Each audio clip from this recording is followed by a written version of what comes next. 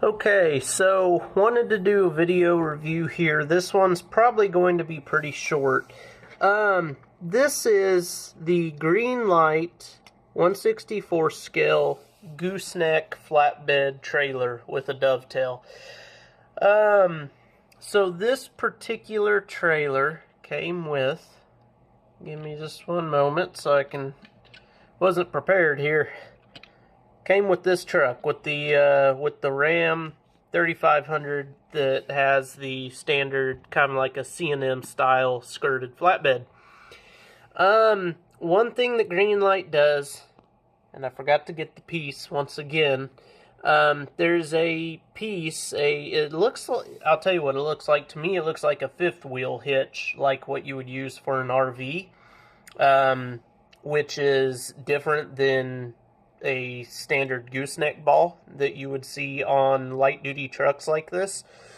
And I guess what Greenlight wants you to do if you wish to use the hitch, because you can see if you look at the bed of the truck, there is nothing, there's nothing really to attach to there, and their pickups are the same way. There's nothing there for a gooseneck, or for this little Greenlight gooseneck hitch that they make to attach.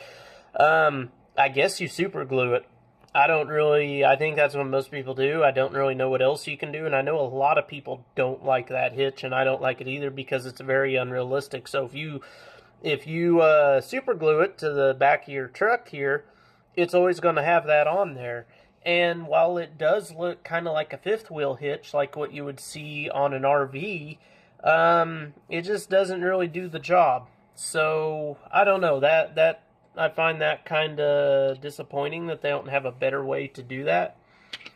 The trailer is nice, but because I don't do those gooseneck hitches, I don't attach them because I think they look weird, I can't really use the trailer, which is disappointing. I think that's the biggest complaint I have with the Greenlight stuff, is that if I get an Ertl gooseneck trailer and an Ertl pickup that has the little hole, the receiver hole in the bed, then right out of the box I can put the trailer on the truck and it looks good. This just is kind of a different story.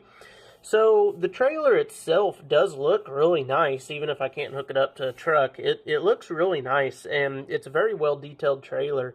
You really get a lot of bang for your buck here. So it's got this realistic gooseneck looking piece here. It even has the receiver part that you would see on a gooseneck trailer like this. So this is all pretty realistic. You can see there's a kind of a toolbox here, not a whole lot of detail, but it kind of has a little spot there for a toolbox. It's some of the neat little details that this thing has that makes it nice, like the DOT tape going all down the sides, and you can see there's a marker light there. You would think there would be a marker light at a midpoint on the trailer, but I don't see one.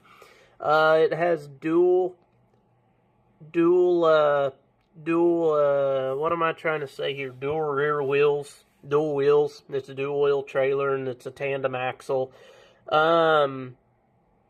It has chrome rims, it looks like, kind of a basic 1/64 scale chrome rim. Nice detail, nice lug detail. Has the little mud flaps, I like that. That's a very nice detail. You can see the DOT tape going down the side. Doesn't have any marker lights along here. Well, yeah, it does. Yeah, right there. So it does have a marker light, so this is really pretty realistic. There's a little orange marker light there. It's got its tail lights on the back here. I thought these had to be amber since they were on the side. I think that's DOT law, but who knows. You can see there's lights on the back, brake lights, and marker lights on the back. It has these little ramps that have DOT tape on them, and these ramps are supposed to... What they're supposed to do is...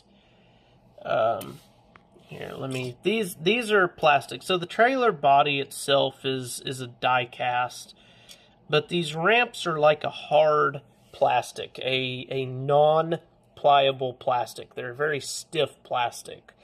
And to me, they're a little unproportionate. The ramps I typically see on gooseneck trailers like this with the Dovetail are narrower. They're only about the width of a set of dual tires. These kind of take up the whole length, but they're supposed to somehow, let me get to focus, this groove right here is supposed to snap onto this little bar on the back of the trailer. You can see the bar there. So this is supposed to snap onto that. I can't get it to do it, but it's basically supposed to snap on like that. And then, so you would have your two little ramps. I'm trying to do this one-handed. This is kind of comical. You know, something, whatever. You get the picture. So it's supposed to be something like that. And then I guess you can flip them up. But I don't know. This is something else that I've heard complaints about. So what, you know, I just had them sitting on here like this. And now that I'm doing this one-handed, just watch, and I won't be able to do it. I'm going to put this one on, and the other one's going to fall off or something. Yeah, there we go. So anyway, it's supposed to snap onto here. You can see how it sits on there. Sorry, I'm trying to, let's zoom out. Alright, let's try this. Let's zoom out, and it's having some issues focusing. Okay, so anyway, you can see where it's supposed to snap on there, right? But I can't get it to do that, so yeah, that's probably not going to happen today. But I mean, it looks nice. I kind of like how it sits on there like that. That looks really good. Now, so a neat little detail is this wood. Look at that. Isn't that cool for a toy? This, I don't know what this is. Probably plastic. It's not metal like the rest of the trailer. It's like an inserted piece. And it has the texture. I know you can't feel the texture through a video, but the texture is there. It's really pretty neat. So this is nice. Yeah, it doesn't have the individual little wood planks like what you would typically see on a trailer. You know, the boards, the typical boards it would have on there. But this is still really nice. I like this. I have seen trailers with this diamond plate over top of the wheels. I'm not sure why, but that is like on some real trailers I've seen. I can't remember now since I was blabbing. I don't think I pointed this out, but it has a spare tire here that's really nice. It sits up on the gooseneck. That's very nice, very realistic.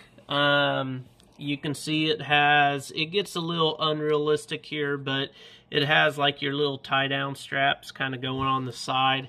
That doesn't really look like a real trailer would, but it's not terribly far off. It's a nice detail nonetheless. It has these little steps. Sorry, this thing's really having a hard time focusing today. So it has these, there we go. It has these little steps. There's one on each side. It has landing gear. Now, there's one thing about this trailer that to me is kind of weird. For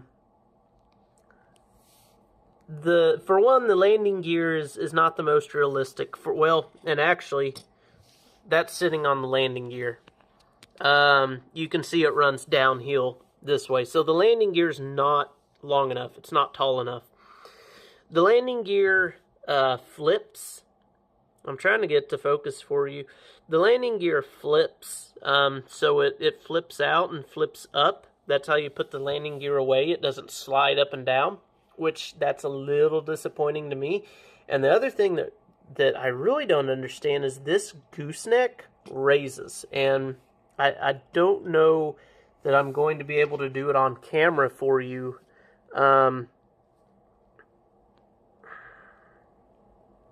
I'm trying, but no, I don't think it's going to happen. So the gooseneck raises. The whole gooseneck slides up and down, this whole piece with the landing gear and all. I don't know that I really understand that because I've never seen a gooseneck trailer in real life that has a gooseneck that adjusts height like that. Usually if you need to adjust the height, you adjust it over here on the tube, on the receiver tube. You adjust it over there. I've never seen one with an adjustable gooseneck that adjusts in here, so that's kind of weird to me. I guess I don't understand that. It's a nice trailer. Overall, I like it. It's a very nice trailer. Looks great sitting on a shelf. My biggest issue is the way it connects to the Greenlight trucks and the fact that you have to use that really stupid looking hitch in order to connect it to a truck. That is my biggest complaint with this. That, and I don't know what they did up here, but this is a little weird with the landing gear and the raising and lowering gooseneck. The ramps are also a little strange. I don't fully understand those, but outside of that, this is really it's a nice gooseneck trailer. As far as a mass-produced item, this is probably the best thing we have on the market right now. It's better. Ertl has a gooseneck trailer that they came out with in the 90s. This is better than that for sure, but it's still not 100%. People seem to, I don't know why, but the die-cast manufacturers seem to struggle with these flatbed gooseneck trailers. I don't know why, but they struggle with them, and it kind of drives me nuts. It's the same thing for 1/64 scale livestock gooseneck trailers.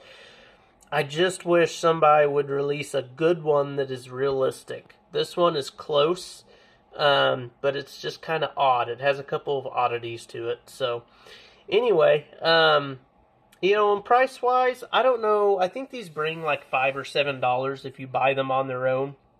They're not bad. So price-wise, it's actually not a bad deal.